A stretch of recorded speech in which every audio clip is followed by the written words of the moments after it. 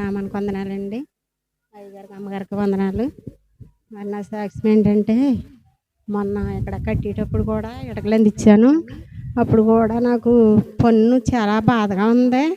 అప్పటి నుంచి 10 రోజులు 13 రోజుల దాకా పిప్పన్ను చాలా బాధ వచ్చేసేది. అన్నం కూడా తినలేకపోయేదని రాత్రి పగలో బాధ వచ్చేసేది. అలాగైనా మా అబ్బాయికి కూడా చెప్పలేదు, పండు ఎలాగుంది తీసుకెళ్ళి అనేసి అనలేదండి నేను. అనకపోతే మొన్నోసారి ఎప్పుడో రేత్రులే బాధ వచ్చేసింది.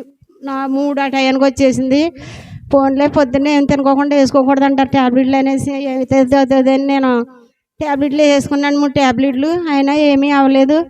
తర్వాత మళ్ళీ తైను పేరాయిలు రాసుకుంటేదాన్ని, ప్రార్థన చేసుకుంటేదాన్ని. అలాగైనా బాధ వచ్చేసింది. పోయిన శనివారం నేను ఒక్కదాన్నే రావులపాలెం వెళ్ళిపోయానండి పన్ను తీయించుకుందామని. సమ్మి అన్నారు, డాక్టర్ గారు రారన్నారు. సాయంత్రం వస్తారన్నారు. మళ్ళీ ఫోన్ చేసి అడిగితే రారన్నారు. మళ్ళీ ఇంటికి వచ్చేసానండి 5 గంటలకే.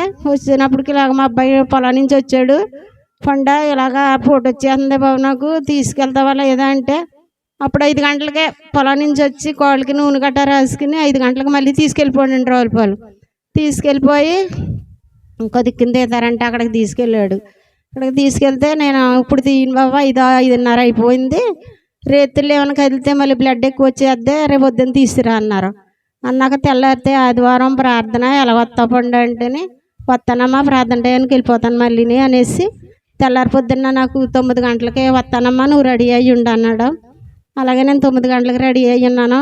వచ్చాడు మా అబ్బాయి, తీసుకెళ్ళాడు. పని తీయించుకుని వచ్చేసానండి. దేవుడి ద్వారాగా బాగానే ఉంది, నొప్పి లేదు, ఏమి లేదు, తగ్గిపోయింది. మళ్ళీ ఆ సాయంత్రం పాస్టర్ గారు వచ్చారు, చిన్న ప్రార్థన చేశారు. నాకు అంతా బాగానే ఉంది. నాకు చాలా నీరసంగా ఉండేది, బలహీనతగా ఉండేది ఒళ్ళంతానే. నాకు ఇప్పుడు బాగుందండి. నిన్న మాత్రం నాకు మొఖం ఇంత లావు అయిపోయి, కళ్ళు ఇలా మూతలాడిపోయి చాలా లావు వాసిపోయాయండి. మంటలు కట్ట శరీరం నీరెట్టేసినట్టు అయిపోయింది. అయిపోతే రాత్రి నేను ఒళ్ళంతా పేరాయిలు రాసేసుకుని, బిళ్ళలు కూడా వేసుకోలేదు. మా ఆయన గారేమో డాక్టర్ గారిని కేకేస్తాను అన్నారు.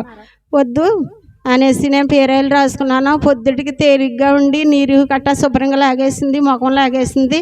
మరి దేవుడు ఎంతో మేలు చేశాడు నా పట్ల. ఈ శనిసాక్షిని దేవుడు దీవించిన గాక. ఆమేన్.